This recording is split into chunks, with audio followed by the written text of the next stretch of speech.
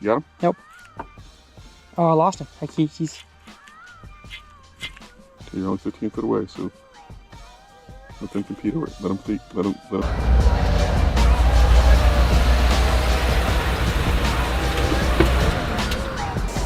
Today's gonna be a good day. You know why? Because I'm alive. And now we all love being alive. Being alive is great. That makes a great day, of course, to have life, breath in your lungs. But one thing that makes life even better is when you're on the water, and that's why y'all tune into this channel to see me catch fish and, of course, teach you guys how to do it for yourselves. And today's video is gonna be a combination of two things. One, we're gonna be on the water, learning some Livescope techniques from the Livescope master himself, Mr. John Sukup over there, owner of the Bass Tank. And with, mentioning the Bass Tank, I say we get back to Tulsa, Oklahoma to show you guys what's going on with my brand new Skeeter FXR. We'll see y'all there. So a new sponsor slash company I'm working with here in 2022 and going forward is going to be the Bass Tank. The Bass Tank is an online retailer for all your electronics and boating accessory needs, and they also have really cool service, which is boat installation. So you can bring your boat to them and they can install all your graphs, your trolling motors, your wiring, and that is what I'm doing right now. The boat's being put, we're putting my power pole charge on it, we're putting 3 different Garmin units, my Boat Logics, custom mounts. What else we got? My Pro Guide lithium batteries, as well as running an electronics only battery this year, which I'm really excited about. And we got the Bass Tank's wiring harness that provides direct power all the way to my electronics. My boat's going to be even better. I know I keep saying that every year, but this year specifically, this thing is going to be a bass catching machine. And as always, this boat is for sale. And so if you are wanting a boat that is babied all year and it is set up to catch bass from the day you buy it with 0 issues, this is going to be the boat for you. And it looks slick as heck. And so while the installation guys here at the Bass Tank get going on my boat, I'm gonna leave them to do their thing. I'm gonna head out in the water to do some Livescope training with the 2-time NPFL winner and the owner of the Bass Tank himself, John. Is it John Sukup or Sukup? And he's gonna teach me how to be a Livescope wizard, because I feel like I'm good, but I'm not great. And he's gonna teach me how to be even better. So we'll see you guys where this video started, out on the water. I'm gonna eat my spicy chicken sandwich that I got as a snack. As Mama always says, you can't, here we go, this is what Mama said. You ain't gonna catch no share lunkies if your belly is hungry. We're gonna make sure my belly is not hungry. We're gonna get on the water and teach you guys a little bit, and of course, get back to the boat and see how it's going. So we'll see you guys when we catch some fish. So I'll actually put it on here, and then I'm gonna range in to make sure I'm not seeing goofy things. Oh, I see, so you're always adjusting the range. Oh, 100%. If I start spending the time that it could take to potentially pull a fish out of there with the 2 hours we got, we could be missing out on the fact that there might be 5-10 pounders. Totally. Ready to, you know what I mean? Yep, cool. See, a lot of times I'm also looking for what I call movement. Okay. Not necessarily trying to describe that there's a fish, but I'm looking for movement. Trees don't move, right? So I'm looking to see if I have any kind of movement, and I'll fish the movement. I see what you're saying. Think of it more like hunting giant deer if you're trophy fishing than just catching a fish. Correct, yeah. And if you tell yourself, I'm not going to make a cast all day long until it's just stupid obvious. Yep. See movement? Remember I was talking about movement? Oh, yeah, I see that. Okay, so those are fish. And they're doing just like what we said. They're down at the bottom. Yes, I'm not hitting the troll motor at all. Yeah.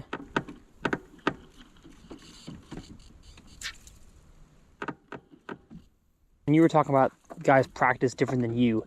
You use your technology to be a lot more efficient. Tournament, I'm done. Practice, I'm never fishing there again. Yeah. I already know what they're doing. So now I'm looking, now I'm going to pattern it, find 20 like that, and I'm going to go off, and I'm going to spend the rest of the day. So someone at the end of the day, did you catch him? No. Yeah. Am I lying? No. Did I figure something out? Maybe. Okay, got it. So tournament day, I'm going to come back and I'm going to figure out how to catch him. Tournament day. Very cool. Let's see if they like it. Work it like a jerkbait's supposed to. There you go. There he is. Hey. We got him. Not a giant at all. Still good, right? That is so cool to be able to match their speed and then just read their behavior. That's all. Exactly. That's awesome. Back us up a little bit. Bring it up in here. Yes. So we've used their behavior to tell us what cadence and how to. Exactly. Okay. Because I get stuck in a cadence so often that I think a jerkbait's a 1, 1, 2, 1, 1, 2. But you read what they're doing and give them the business. You got him? Nope. Oh, I lost him. He's... Okay, you're only 15 foot away, so Let them compete over it. Let them compete for a second. Gosh.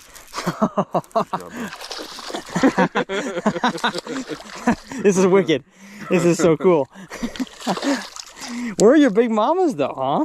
Well, they were the two that came out at first. Okay. You know, those are the big ones. Gosh, that was cool. That's a healthy fish though. I mean, like, quality is there. Guess where they're going back to? You go back to that stump? That stick, sorry. Oh, no, stop. Yeah. Where's your pliers? No, I wasn't asking you to get it off for me. I wanted you to grab me the pliers. Okay. You see when you got closer, when I told them about competing with each other, how they... Like, he hit it when it was sitting still. When they're in groups of 2 or 3, and they're young like that, they're going to do that. They're going to compete. One will get the other one excited, and one will just finally be like, it's mine. Exactly. All right? So a lot of times you got to use more speed when they're individually. Sometimes you use the pause to get their attention and they'll bite it on the move, and sometimes you use the move to get their attention and they'll bite it on the pause. I don't know where my jerkbait is. Probably closer to the bottom. That's just keep working it. Yeah, there you are. Pause. Oh, dang. Hold it, it's okay. Oh, you're way high. I'm way high, yeah. Here, I'm dropping on one though. I apologize, folks. We scoped another one that I wasn't recording for. And I brought out the whole school. Yeah, see if I can double up. Beautiful. See, little buddy. We got there, we got a jerkbait 5 foot from the boat. We got. Oop, there's a jerkbait. Doop. Yeah, there's the jerkbait, and you got all these one fish. He's coming to look at it. Look at him. I mean, he's literally underneath the boat right now. There's a fish right beneath his jerkbait. Oh, they've lost interest. Oh yeah, he's lost interest. They're going back to the So much learning. Ooh. Oh, got him. That was so cool. Explain to the folks what happened there. Well, I mean, I saw him from a long ways, and so I was moving it fast. He was coming after it and after it and after it. But he'd get right close and he'd stop. But when I twitch it, he'd kind of dart a little bit more. So I waited till he got about 6 inches away, and then I'd move it away from him. And it took about 2 or 3 attempts. And you can tell, like, he wasn't even really fully gonna blast it. Safety mode. Yeah, man, just read his behavior on Livescope. Saw that he wasn't gonna commit just on the full pause, and he actually wanted a little speed. So you kind of had to mix and match it with very short bursts of speed, but not moving the jerkbait a long ways. I tell you guys, I'm really learning a lot in these 2 hours we've been out here about cadence, and I understand that not everybody out there watching has Livescope, but if you have the opportunity to go out there and try it out for yourself or save up to get it, it is a really, really, really cool tool. That rhymed.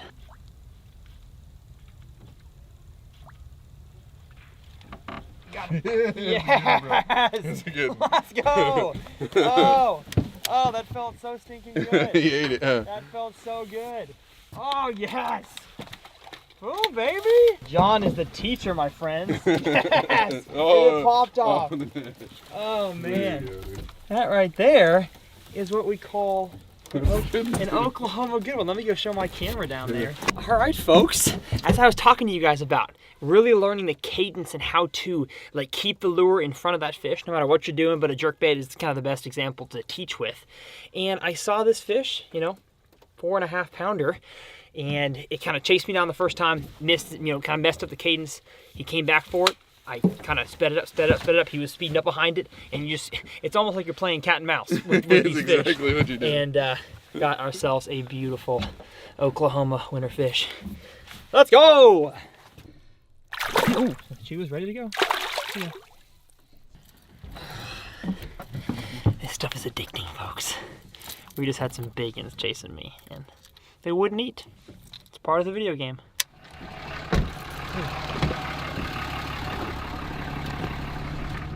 We are back, everybody, at the bass tank. It's been a long day, but the boys here worked hard. They got the boat done, and they're gonna close up the shop because they wanna go to bed, and I don't blame them. I also gotta drive 4 hours home, so we'll see you guys tomorrow morning to tell you guys all about what they did and all the amazing stuff they did to make this boat not only look clean on the outside, but even more clean on the inside, which leads to more fish for you guys. So we'll see you in the morning. So a few days has elapsed since we were last filming in this boat. We are not in Tulsa any longer. We are down here in Dallas, and we've got a few more nuts, bolts, and screws to add to this thing to get it ready to hit the water. So I say we finish this thing up.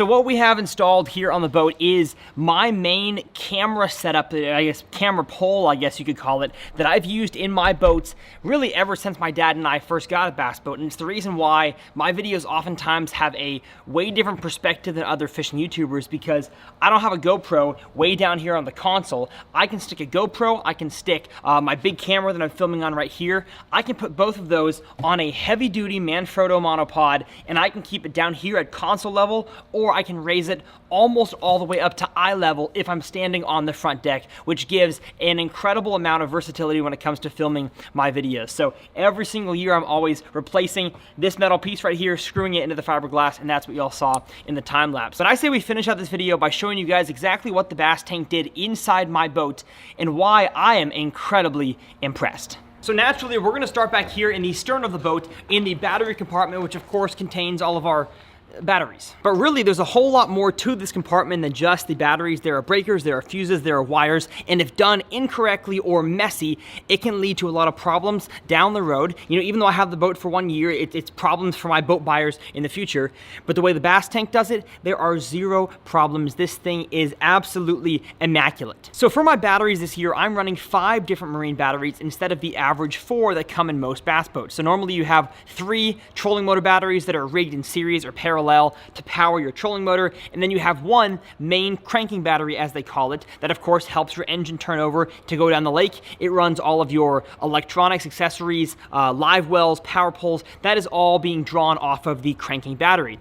But for this year, the Skeeter FXR has so much room back here that I can still fit both of my power pole pumps and 5 different batteries. So for the trolling motor batteries, I'm running the same 3 31M100 Pro Guide lithium trolling motor batteries that are rigged in series. For my cranking battery, I've got a regular old deep cycle lead acid battery from Pro Guide, but my electronics are not going to be run off of that battery. They're going to be run off of a separate battery, a 24M50 lithium battery by Pro Guide that is literally just for my electronics. So my 3 fish finders and my Livescope from Garmin, those are going to be powered exclusively by 1 lithium battery that of course can't be charged by the power pole charge, because as of right now, my power pole charge unit that charges the trolling motor batteries and the cranking can't charge a 5th battery. And so I have a separate charger that is linked together with the power pole into 1 plug that I put my power extension cord in from the wall. I've got an additional breaker just for that electronics battery charger. This thing is rigged out to the max, and like I said,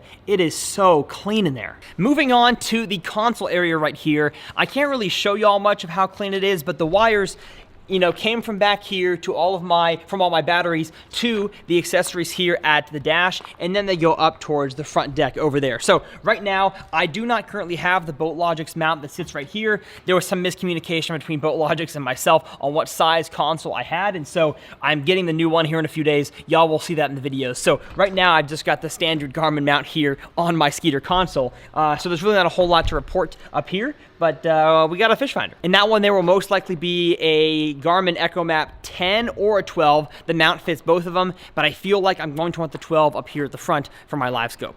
And I lied, 2 more things here on the front. We have the Livescope Guardian here, which is basically just a plastic cover for the Livescope. So when I'm going down the road or in, like, you know, shallow water when I'm not using Livescope, I can stick this thing on there and it will protect my Livescope from any sort of scratches or dings.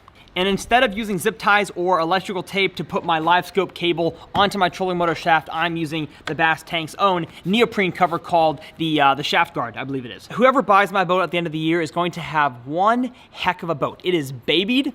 It is going to be wrapped all year. It's going to have incredibly low hours, usually less than 60 hours, and it comes fully rigged as heck. And of course, all the stuff that I talked about in this boat, whether it's the Bass Tank, Pro Guide, whatever, has discount codes linked in the video description below. Make sure y'all are checking that out.